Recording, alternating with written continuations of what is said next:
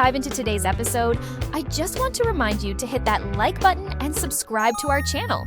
Your support means the world to us. It helps us grow, reach more amazing learners like you, and keep bringing you fresh and fun content every week. So don't forget, like, subscribe, and let's keep this journey going strong. Hello, brilliant idiom explorers, and a very warm welcome back to another genuinely insightful episode of Idiom Insights. I'm Emma, your enthusiastic guide, and I'm absolutely thrilled to be here with you all once again, feeling fully energized and ready to dive deep into the fascinating nuances of some more common yet incredibly expressive English phrases. It truly is always such a pleasure to share this ongoing learning journey with our dedicated listeners. And I'm Jack, your co-host and ever-curious word detective, always on the case, here to help unravel the intricate meanings and perhaps share a chuckle or two, maybe even three, as we explore the vibrant and colorful landscape of idiomatic English. It's simply wonderful to be back in the Idiom Insight studio with you, Emma. And of course, a huge hello to all our fantastic, loyal listeners tuning in from every corner of the globe. Thank you so much for choosing to spend your time with us. It's always a complete joy, Jack. It really is. Today, we've meticulously selected 4 incredibly useful and wonderfully vivid idioms that you'll undoubtedly encounter in everyday English conversations, literature, and media. Understanding these particular phrases will not only significantly boost your comprehension of native speakers, but also provide you with more natural, nuanced, and expressive ways to communicate your own thoughts, feelings, and observations effectively. Absolutely, Emma. This particular set of idioms covers such a great range of human behavior and common situations, from individuals who sound rather threatening but ultimately aren't, to wonderfully complicated problems that can easily spiral the very relatable situation of having more important things demanding your attention, and a rather polite way of describing someone who isn't particularly quick on the uptake. It's a really engaging, highly practical, and I think very relatable selection for today's episode of Idiom Insights. So without further ado, here are the 4 idioms we'll be thoroughly exploring. First on our list, an idiom for someone who talks tough but ultimately doesn't act. All bark and no bite. Second, we have a phrase for a complicated problem that could potentially cause even more trouble if you attempt to deal with it. Can of worms. Third, up is a very common saying for having more important or pressing matters that require your immediate attention. Have bigger fish to fry. And finally, number 4, a somewhat euphemistic and often gentler way to say someone isn't very intelligent. Not the sharpest tool in the shed. Those are all truly excellent and remarkably descriptive idioms, Jack. Each one paints such a crystal clear picture in the mind and is used with considerable frequency in both formal and informal conversation. So understanding their meanings and appropriate usage will be incredibly beneficial for all our listeners aiming to enhance their English fluency. I couldn't agree more, Emma. They're all absolutely fantastic and very handy to know. And before we delve into the fascinating intricacies of our very first idiom, we have a quick and sincere request from both of us here at the Idiom Insights headquarters. If you're finding these episodes genuinely valuable for your English learning journey, and you truly enjoy our explorations into the world of idioms, please, if you have a spare moment, take that moment to subscribe or follow our podcast on your preferred listening platform. Yes, indeed. Subscribing is undoubtedly the best way to ensure you don't miss any of our future idiom adventures, linguistic discoveries, and fun explorations. And if you're feeling particularly generous and supportive today, a simple like or a positive rating on your podcast platform truly does help other enthusiastic English learners from all over the world find Idiom Insights. We are so incredibly grateful for your continued engagement and unwavering support. It means the world to us. It genuinely makes a huge, tangible difference to us in the show. Thank you all so much from the bottom of our hearts. Right then, Emma, are you all set and ready to investigate our first intriguing idiom? Which, as you hinted, sounds a little bit like a rather noisy, perhaps even boisterous dog? Let's absolutely do it. I'm ready. Our first idiom for this exciting episode of Idiom Insights is all bark and no bite. All bark and no bite. This immediately makes me think of a neighborhood dog that barks very loudly, perhaps fiercely and incessantly, whenever anyone walks past, but is actually completely harmless. Perhaps even a bit of a softie and certainly wouldn't hurt a fly. Is the meaning quite similar when we apply this colorful phrase to people, Emma? That's precisely the image and the core meaning, Jack. You've hit the nail on the head. The idiom all bark and no bite is used to describe someone who talks in a very threatening, overtly aggressive, or deliberately intimidating manner, but crucially, doesn't actually take any corresponding action or isn't really dangerous or capable of carrying out their verbal threats. Their words are fierce and loud. That's their bark, but they noticeably lack the substance, the courage, or perhaps even the intention to follow through with tangible actions. They effectively have no bite. Ah, I see. So it's essentially about someone who sounds incredibly tough and makes a great deal of noise, projecting an air of menace, but when it really comes down to it, when push comes to shove, they don't actually do anything particularly harmful, significant, or impactful. For instance, if a manager frequently shouts and threatens employees with severe, dire consequences for relatively minor mistakes, but then never actually disciplines anyone or follows through on those threats, you might quite accurately say that manager is all bark and no bite. Precisely, Jack. That's a perfect example. Or imagine if someone involved in a heated argument makes a lot of dramatic, over-the-top threats about what they are going to do, perhaps vowing revenge or some other drastic action, but everyone who knows them is well aware that they won't actually do any of those things. They are then widely considered to be all bark and no bite. It strongly implies that their aggressive talk is primarily just for show, a theatrical display designed to try and intimidate others, but there's no real danger, substance, or concrete action behind it. It certainly sounds like it aptly describes someone who is perhaps a bit of a bluffer, a show-off, or what some might call a loudmouth, essentially trying to seem more powerful, more intimidating, or more dangerous than they genuinely are. It's as if their threats are completely hollow, just empty words. That's a very good way to articulate it, Jack. Their words are indeed loud and potentially quite scary to those who don't know them, but there's no real follow-through, no substance to back them up.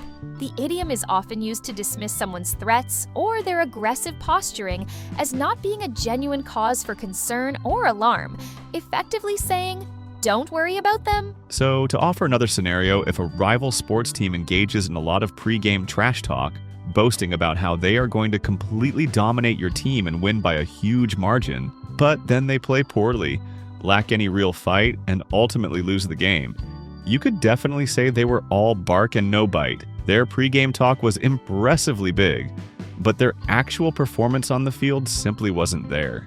Exactly. It's all about that glaring discrepancy, that noticeable gap between the aggressive or boastful talk and the actual subsequent action or demonstrated ability. Okay, that makes perfect sense. So, all bark and no bite vividly describes someone who talks aggressively, or makes significant threats but ultimately doesn't take any action, or isn't actually dangerous or capable of causing harm. A very useful phrase indeed. Ready to hear Mia and Mark use this idiom in a typical conversation? Let's definitely listen in. I'm quite curious to discover who they might be describing as being full of such empty, noisy threats. Mark, I'm a bit worried about that new neighbor we have, Mr. Henderson. He was shouting at some kids yesterday for playing too close to his fence, and he sounded really aggressive. He even said he was going to call the police on them for just being kids. Oh, Mr. Henderson? Yes, I've seen him around the neighborhood a few times. He does seem to get annoyed rather easily and certainly likes to make a lot of noise about relatively minor things. But quite honestly, Mia, I really wouldn't worry too much about him if I were you. You don't think he's actually going to cause any real trouble then? He sounded incredibly intimidating, the way he was carrying on. Well, I've had a chat with some of the other neighbors who have lived here much longer than we have. They all say Mr. Henderson often complains very loudly and makes all sorts of threats about all sorts of minor things. The slightest noise, someone's parking, even a leaf falling onto his precious garden path. But, and this is the key part, he never actually does anything about it. He just seems to like to sound tough and in charge. I genuinely think he's pretty much all bark and no bite. Really? So you honestly think all his threats are just completely empty words? That's such a relief to hear. I was starting to imagine all sorts of unpleasant confrontations. I'd be incredibly surprised if he ever actually followed through on anything he says. He just likes the sound of his own voice, I reckon, trying to make himself feel important. That was a truly perfect and very natural use of the idiom, Emma. Mark effectively used all bark and no bite to reassure Mia that their neighbor, Mr. Henderson, despite his loud pronouncements and aggressive talk, was highly unlikely to take any real, tangible action or cause any serious trouble for anyone. Exactly so, Jack. The idiom very effectively described Mr. Henderson as someone whose threats were essentially just noise, bluster, and not a genuine cause for any alarm or concern. It successfully dismissed his aggressive posture as being predominantly for show rather than an indication of actual intent. It's such a very common and wonderfully descriptive idiom for that particular kind of person or that specific type of behavior, isn't it? It sums them up so well. It most certainly is. So listeners, next time you encounter someone who talks exceedingly tough but never ever follows through with any concrete action, remember the highly illustrative idiom, all bark and no bite. It's a great one to have in your vocabulary. And we'd absolutely love to hear about someone you know, personally, or perhaps a character you've encountered in a book or film, who you would describe as being all bark and no bite. Please do share your examples and stories in the comments section below this episode.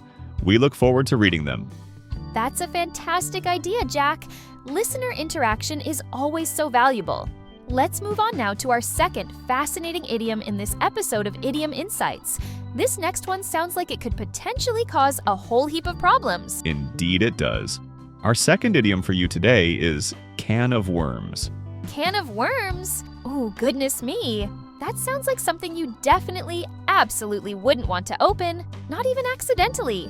What does this rather intriguing idiom actually mean, Jack? You're absolutely right, Emma. Opening a literal can full of worms would most probably be quite messy, rather unpleasant, and you'd likely have wriggling worms going everywhere. The idiom can of worms refers to a particularly complicated problem or a very difficult, tangled situation which, if you attempt to deal with it or investigate it further, is highly likely to cause even more trouble, unforeseen complications, or widespread controversy. It often describes a situation that is arguably best left untouched or undisturbed, because trying to solve it, or even just probing it, might very well make things significantly worse.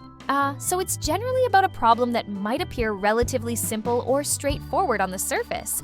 But if you actually start to look into it more deeply, or try to fix it, you quickly uncover a whole host of other, often deeply interconnected problems, making the overall situation far more complex, troublesome, and difficult to resolve than you initially thought.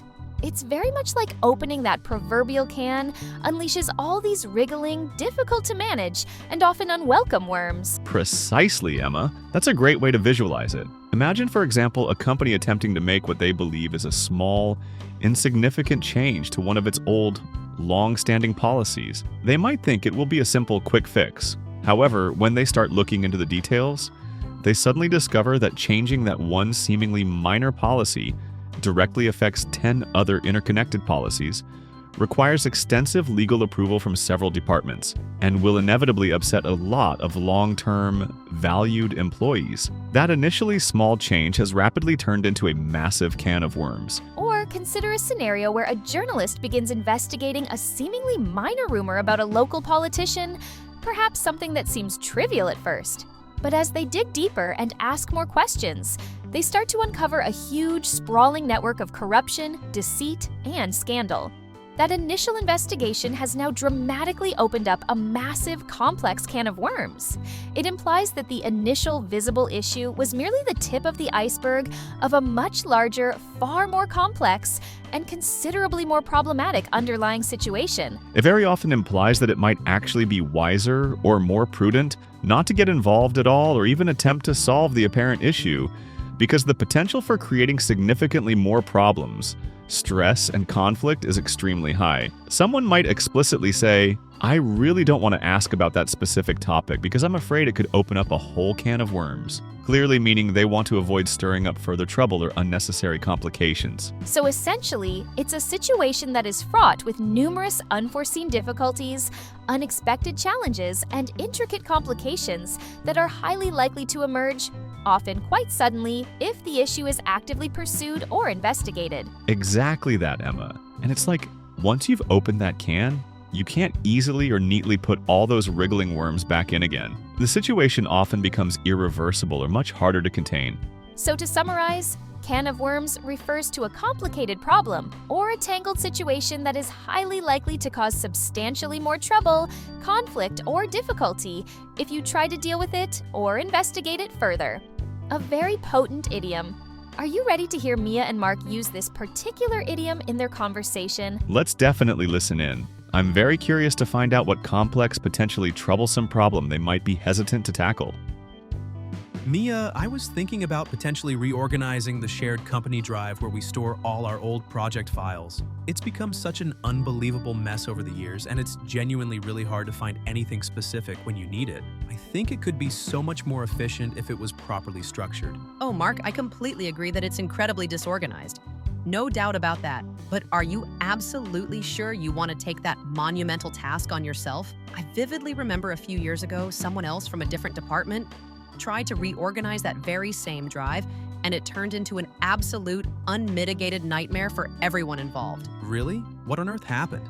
I just naively thought it would be a fairly straightforward tidying up job. Maybe take a weekend at most. Well, that's precisely what they thought too. But they soon discovered that different teams had completely different naming conventions for files. There were multiple, slightly varied versions of the same important files stored in numerous different places. Absolutely nobody seemed to know who had official ownership of certain critical folders. And simply trying to decide what to delete or what to archive caused huge, prolonged arguments between departments. It honestly, Mark, opened up a massive can of worms that took months and months to even partially sort out.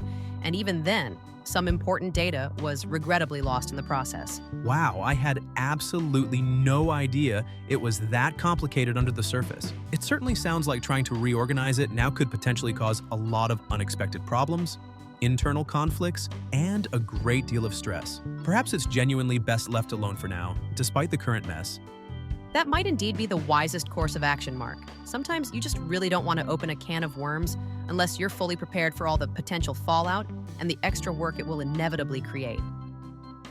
That dialogue so clearly and effectively illustrates the idiom, doesn't it? Mia vividly described how a previous well-intentioned attempt to reorganize the shared drive unfortunately uncovered a whole host of complex, deeply interconnected problems and ultimately caused significant, widespread trouble. It well and truly opened a can of worms. Exactly, Emma. And her cautionary tale made Mark quickly realize that his seemingly simple, helpful idea could very easily lead to similar, unforeseen complications and conflicts, thus making him understandably hesitant to proceed with his plan. The idiom perfectly captured the inherent potential for creating substantially more problems by merely trying to fix the initial, apparent one. It's such a very vivid, evocative, and commonly used way to describe a problem that is probably best left undisturbed, or at least approached with extreme caution. The imagery is so strong. It absolutely is. So, listeners, next time you encounter a situation that looks deceptively simple on the surface, but could potentially unleash a whole host of complex, intertwined problems if you decide to meddle with it, remember the wise cautionary idiom, can of worms. And we'd be fascinated to hear about a time you personally encountered a can of worms. What was the specific situation? What happened when it was opened? Please do share your experiences and anecdotes in the comments section below the episode. That's a wonderful idea, Emma. Your stories are always so interesting. Let's smoothly move on now to our third common saying in this informative episode of Idiom Insights. This particular one is all about establishing and recognizing priorities. Indeed it is. Our third idiom for today, listeners, is have bigger fish to fry. Have bigger fish to fry. Now, this is a great one, Emma. It immediately sounds like you're very busy in the kitchen, perhaps preparing a large meal. What exactly does it mean when you say you have bigger fish to fry? It certainly does conjure up a distinct culinary image, doesn't it, Jack? The idiom have bigger fish to fry simply means that you have more important, more pressing, significantly more urgent, or perhaps even more profitable things to do or deal with than the current matter being discussed, considered, or proposed. It strongly implies that the current issue at hand is relatively trivial, less significant, or of lower priority compared to other, more substantial concerns you currently have. So it's essentially a colloquial way of saying, this particular item isn't my top priority right at this precise moment, because I have other, far more significant things that urgently require my full attention and energy. For example, If someone is complaining to you at length about a very minor administrative error, a tiny typo perhaps, but you are concurrently in the middle of dealing with a major company crisis that could have serious repercussions, you might understandably think to yourself, or even say, if the situation and relationship allow for it, I really have bigger fish to fry than to worry about that tiny little mistake right now. Precisely, Jack. That's an excellent illustration.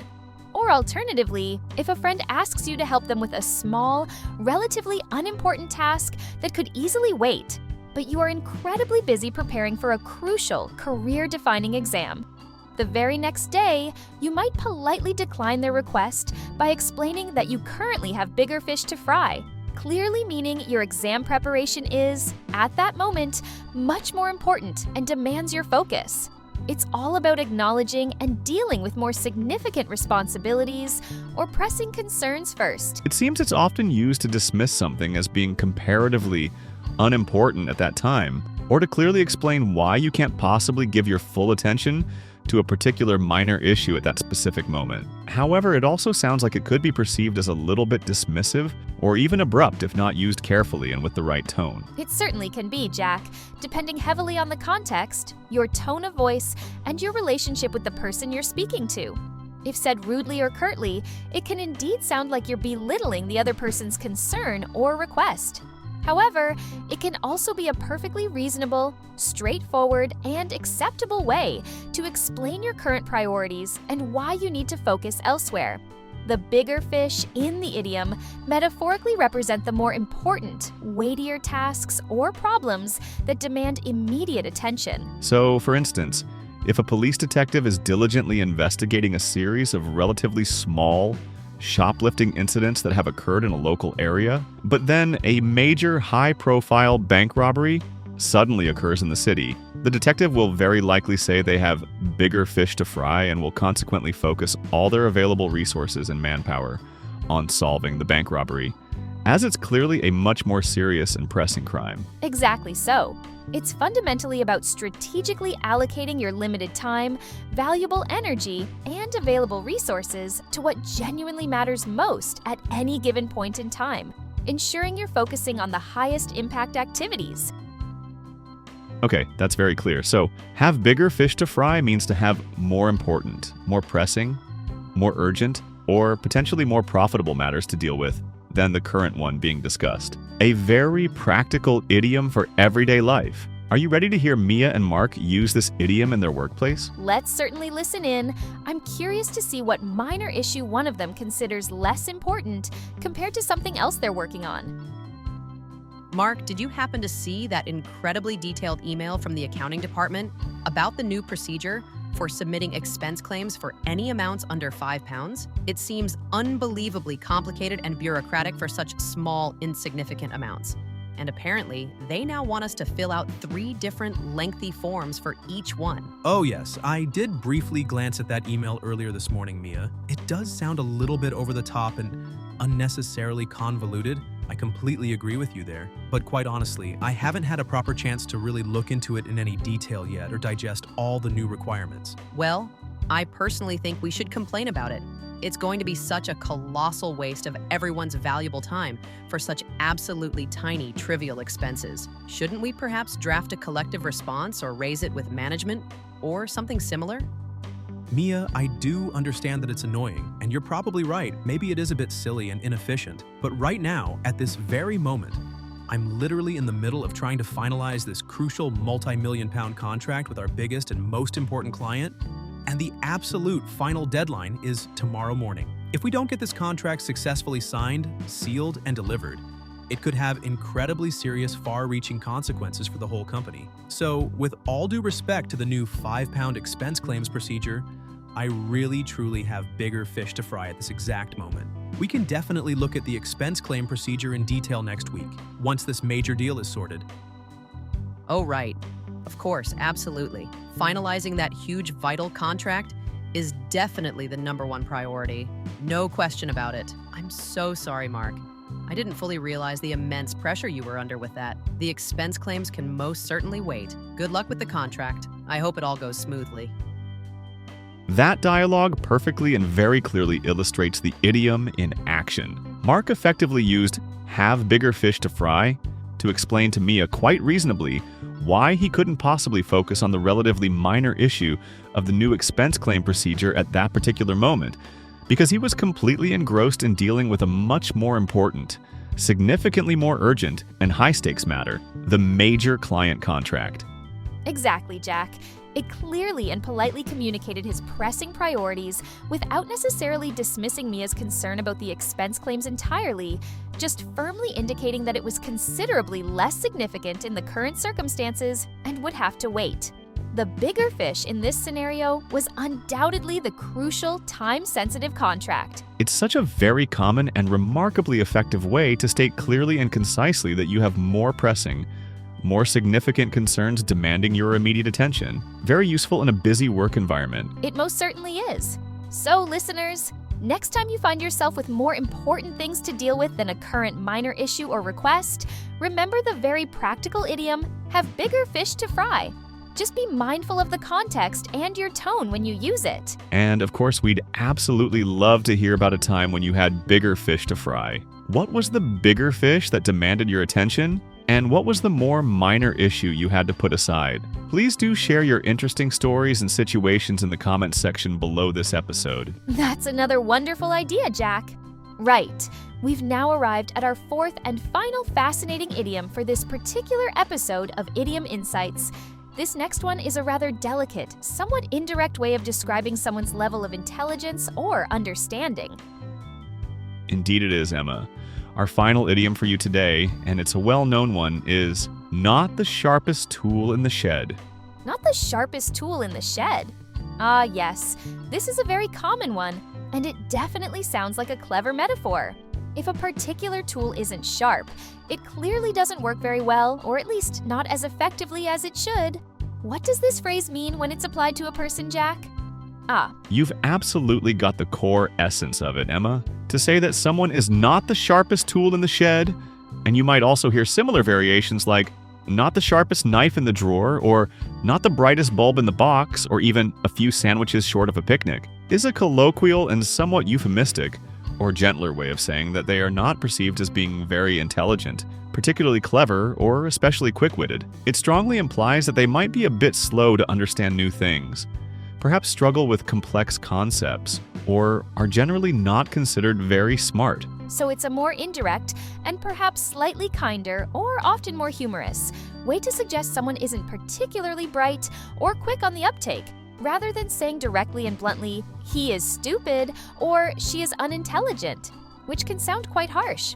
The shed full of various tools metaphorically represents a collection of minds or intellects. And this particular person is being likened to one of the duller, less effective, or less sharp tools in that collection. Precisely, Emma. It's very much a form of understatement, a way to soften the criticism a little, often with a subtle touch of humor or gentle, sometimes affectionate mockery. You might use it when describing someone who, for example, consistently makes silly or avoidable mistakes, repeatedly fails to understand relatively simple concepts even after explanation, or frequently says foolish or inappropriate things. For instance, if a colleague keeps making the same basic error over and over again, despite being shown how to do it correctly multiple times, another colleague might discreetly say about them to a third party, "Well, bless him, he tries hard, but he's perhaps not the sharpest tool in the shed." It's definitely a well-established way of implying a certain lack of intellectual acuity or quickness without being overly harsh, direct, or overtly offensive.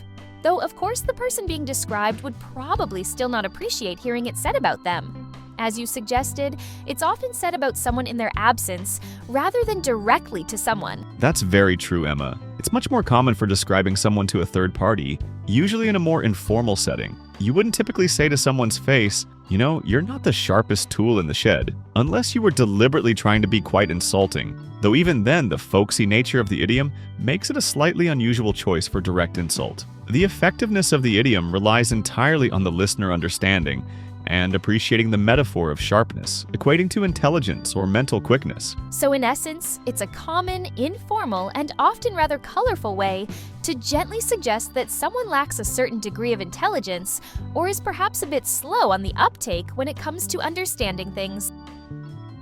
Exactly. And as I mentioned, there are a few other wonderfully colorful similar ones, like a few bricks shy of a load, or the lights are on but nobody's home, or even his elevator doesn't go all the way to the top. All are vivid metaphorical ways to convey essentially the same idea. So, to reiterate, not the sharpest tool in the shed means not very intelligent, not particularly clever, or not especially quick-witted. Are you ready to hear Mia and Mark use this very idiom? Perhaps when discussing someone's particular abilities or lack thereof? Let's definitely listen in. I'm curious to see who they might be gently and perhaps sympathetically critiquing with this phrase. Mark, I was attempting to explain the company's new recycling system to Kevin from the mailroom this morning, and I must have gone over all the details at least 3 times, very slowly, and I thought very clearly. But honestly, he just kept looking completely and utterly confused by it all. Oh, Kevin. Yes, he's a genuinely really nice guy, isn't he? Always very cheerful, incredibly polite, and always more than willing to help out with absolutely anything if you ask him. He certainly means well, there's no doubt about that. He is exceptionally nice, I completely agree. But I'm still not entirely sure he quite grasped how the new color-coded bin system actually works. He even asked me if paper waste went into the blue bin, even after I just meticulously told him that paper goes into the green bin, and had physically shown him the clear label on it. Well, Mia, let's just say that when it comes to understanding somewhat complex new instructions quickly, Kevin is perhaps, well, he's not the sharpest tool in the shed. He often needs things explained a few extra times, or sometimes shown to him in a very practical, hands-on way. But to his credit, he always gets there in the end with perseverance. And his heart is definitely in the right place. He's a good egg. That's very true. He's incredibly diligent and hardworking once he finally understands what needs to be done. I guess I just need to cultivate a bit of extra patience when I'm explaining new things to him. He's a good colleague to have around. Just maybe not the quickest on the uptake when it comes to brand new systems or procedures. That dialogue once again perfectly illustrates the intended use of the idiom. Mark skillfully used not the sharpest tool in the shed as a gentle, understanding, and somewhat euphemistic way to explain Kevin's apparent difficulty in understanding the new instructions quickly, whilst importantly, still acknowledging and valuing his many positive qualities, like his helpfulness and good intentions. Exactly so, Emma. It effectively conveyed the idea that Kevin wasn't particularly quick-witted in that specific area of understanding complex systems, but it did so without being overly harsh, critical, or demeaning. It was a way of explaining his slowness with a significant touch of empathy and understanding for his efforts. It's such a very common and, as we've discussed, often slightly humorous or affectionate way to describe someone who isn't particularly intelligent or exceptionally quick to understand new or complex information. The humor often softens the implied criticism. It most certainly is. So, listeners, next time you find yourself needing to subtly and perhaps kindly describe someone as not being especially clever or particularly quick on the uptake, you might consider using the well-known idiom, not the sharpest tool in the shed. Just remember to use it with appropriate discretion and kindness. And as always, we'd be absolutely delighted to hear if you've encountered other colorful, interesting, or amusing ways to say that someone isn't very intelligent. Or perhaps you recall a specific situation where this particular idiom, or one like it, was used memorably. Please do share your thoughts, examples, and any related idioms in the comments section below this episode. We always thoroughly enjoy reading your insightful comments and diverse examples. Well, Emma, it seems we've successfully explored 4 more really useful, highly descriptive, and very practical idioms in this latest episode of Idiom Insights. Another productive session. We certainly have, Jack. It's been great.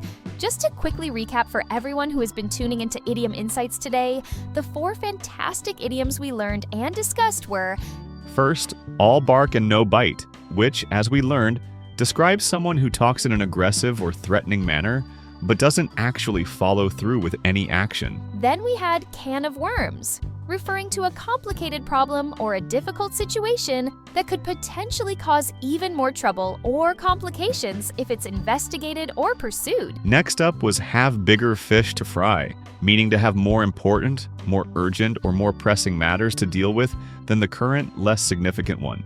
And finally, we explored not the sharpest tool in the shed, which is a euphemistic and often gentler way to say that someone isn't very intelligent, clever, or quick-witted. That's 4 more absolutely fantastic and highly useful phrases to add to your ever-expanding English communication toolkit. And please remember, everyone, that becoming truly comfortable and confident with these idioms comes primarily from hearing them used in context, fully understanding their subtle nuances and connotations, and then bravely trying to use them in your own everyday conversations. Absolutely, Jack. Don't ever be afraid to start incorporating these idioms into your speaking and writing. The more you consciously practice using them, the more natural and intuitive they will become for you, and the more fluent you will sound. And if you thoroughly enjoyed learning with us today on Idiom Insights, and we sincerely hope that you did, please do consider taking a moment to give this episode a like and perhaps leaving us a positive review on your preferred podcast platform. Your invaluable support really does help us reach more enthusiastic English learners just like you, all around the world. And please make absolutely sure you hit that subscribe or follow button for Idiom Insights so you don't miss any of our exciting future episodes, where we'll continue our mission to demystify and illuminate the wonderful, often witty, and sometimes perplexing world of English idioms. There are so many more to explore. Thank you all so very much for joining us today on Idiom Insights. It's truly been a genuine pleasure exploring these fascinating and practical phrases with you all. Keep learning, keep listening, keep practicing, and we'll look forward to talking to you again next time on another episode of Idiom Insights. Goodbye for now, everyone. Take care. See you later. Bye-bye.